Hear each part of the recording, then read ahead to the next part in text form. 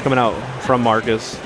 And this is like the storied history, if you will, from Marcus. I didn't expect to land on Game & Watch, you know. Oh, I'm so unsurprised. I mean, of course, a Ness loyalist throughout all of Smash 4. Right. Beginning of Ultimate, he was Palutena. Right.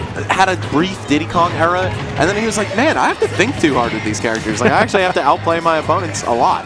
So why don't I just pick Game & Watch? It was a very cut and dry linear game plan that's also very effective. Of course, at the top of most people's tier lists as of late, thanks to players like Mia and Meister really putting in work. So we'll see how this is able to function against a player like MkLeo, former best in the world, still one of the best in the world, and looking to return to form.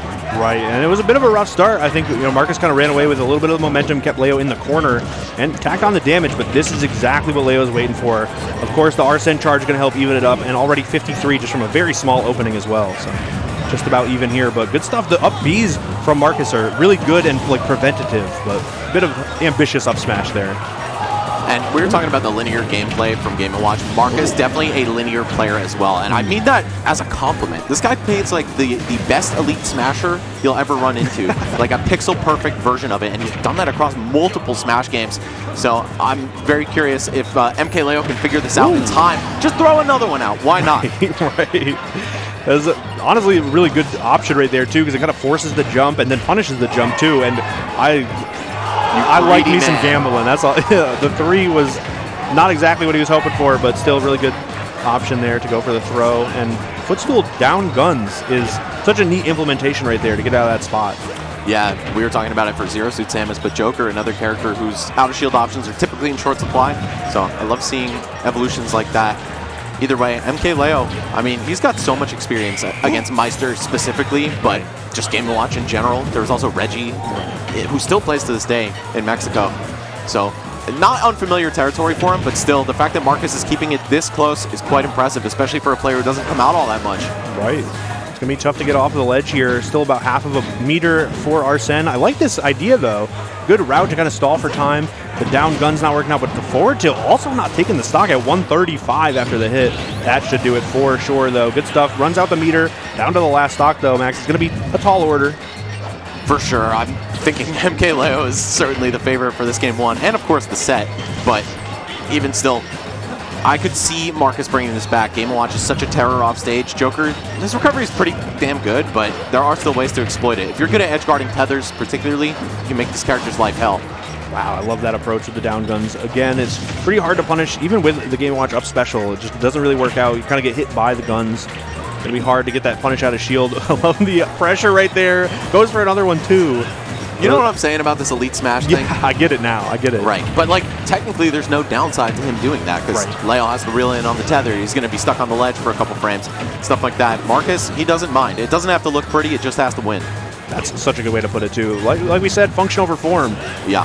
Definitely coming in right there. Oh, the drag down up air into the grab. Going to set up for another rough spot for Marcus. Doesn't find the way down, though. Those down airs have really been helping out in those landing situations with the chair getting shielded. Leo setting it up one more time. Ooh, good dodge. Yeah, and same could be said for Leo, just playing so evasively around this ground in Game & Watch. You know he's looking to shut down you landing with a button at all costs. That up smash is going to rip through everything. Right, another down guns, but kind of just hitting the ledge instead. I like that regular get up into up special. Really good way. And the reflect into the up air almost connected. That would have been wild. The forward air from center stage. Yes, a man made of paper will certainly go after that. MkLeo with a pretty dominant game 1. It was looking close at the start, but you could tell over time MkLeo started to figure it out. He's like, all right, well, this guy is just playing a pretty simple game plan. As long as I don't engage with him too much up close, I should be fine. Yeah, I think that was a big part of it, too. Like, really changing how you engage was big because Marcus got a lot of mileage in the first 30 seconds from up B out of shield, of course. And once Leo kind of spaced it out or used down guns a lot more, it was harder to kind of find those openings that we saw in the early game. But good adaptation. We might just see some good adaptations, though, from Marcus to keep it close because we saw a pretty nice 30 seconds to a minute from Marcus to start it off. But big change of pace right now. Leo getting the opening and 57. Wow. Another major edge that Joker has in this matchup, I don't necessarily think it's an easy matchup, but something that really works to his advantage is the gun is not coded as a projectile. It's a physical hitbox. So Game & Watch can't use that bucket like he can against other zoners or other projectiles to send that back at him. MkLeo, I think, is going to fall back on that quite a bit in this set. Ooh, I love that right there. With the turnaround, too. Right. but covering the high up special with the drag down, and what another wonderful drag down up air to the up smash. Great pickup and a clean 0 to death. Even though it was 45 seconds long, I think that just speaks to how dominant that stock was. If it worked, though.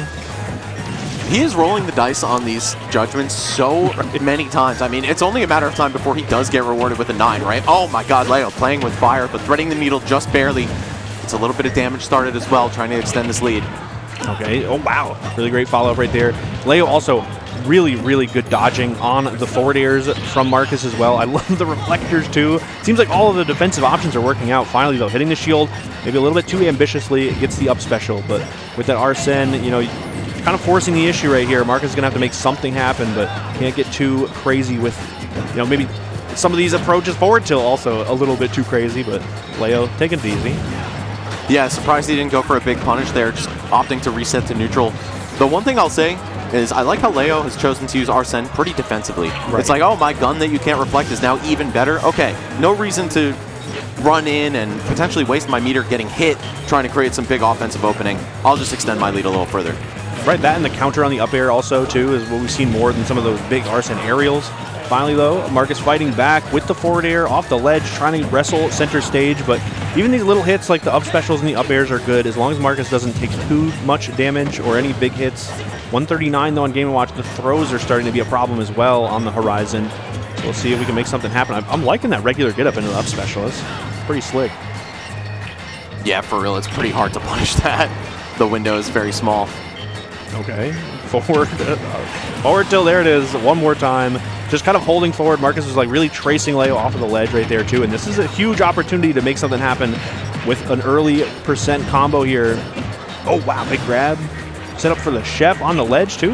Marcus is putting it together actually. Surprised I didn't see a down throw or up throw come out for a juggle. Marcus is like, no, I need to take this stock now, and my best way of doing that is by getting you off the stage, making sure there's no return off this ledge. Wow, I love that. The side special to break up that forward air. Another down smash, not quite at the mark. That was so clean. The follow, so clean from Leo. I mean, air dodging at an angle like that high up in the air, pretty unconventional, but the fact that he was just so ready for it is really impressive. Yeah, the improvisation was wonderful. I didn't think it would turn into such a big Leo situation, but that's, you know, kind of what sets him apart is he turns those small advantages or even like neutral situations into really big opportunities as well. So now Marcus on the back foot, already taking 47%. Big opportunity though. We got the chef at the ledge again, but what a way to get around it from Leo.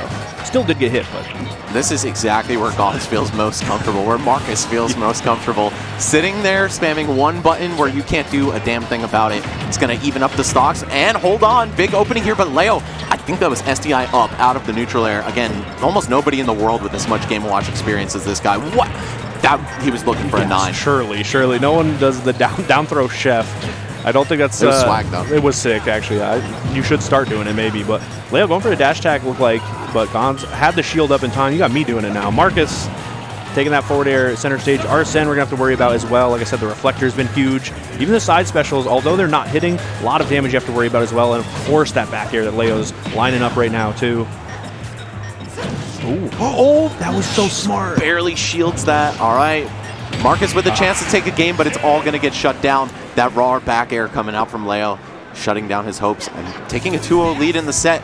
I mean, that was closer than the first one, so I could see maybe Marcus taking one, but again, it's that matchup experience, right? I mean, this is Gauntz's newest character. Right. So I don't know how many times he's fought a Joker. Of course, not even close to this level, if he did.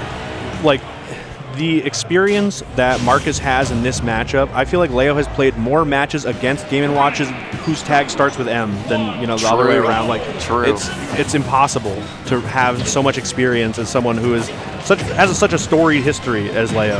Maybe that's why he changed his tag. He's like, oh, I'm picking up Game & Watch, I gotta have an M name. Right. The 3 M's, right? It's like the Hydra, you know, Marcus, Mia, and Meister. Hope you guys are ready for my Game & Watch arc. Oh, wait, hold on. You're Gary, though. Don't True, do it it's not going to be this weekend. Right, thank God. The streets are safe just a little longer. Right. Just about even right now. On the back foot, though, Marcus on the left side of the stage does get around a pretty dangerous situation with the ledge trump, and the throw is going to kind of reset it here off the left side. And Down Guns hasn't really been making huge movements in terms of damage or knocking Marcus back off the stage, but it does kind of force the issue at least. I kind of like the idea, but see what happens here. I like that punish too. Yeah, once again, Marcus foregoing some of these guaranteed combos in favor of setting up the ledge trap. Game & Watch can end up getting more damage from that at the end of the day, but I don't know. It's going to allow Leo one chance to get back, and he's going to make the most of it. Right, and even see, like, this small chance has already turned into another edge guard, 48% and counting, especially with the enhanced side special too. If we get the landing punish too, down smash is such a good way to cover it too. A lot of drift gets covered right there. Good up special though. Bro, the MK layers right now.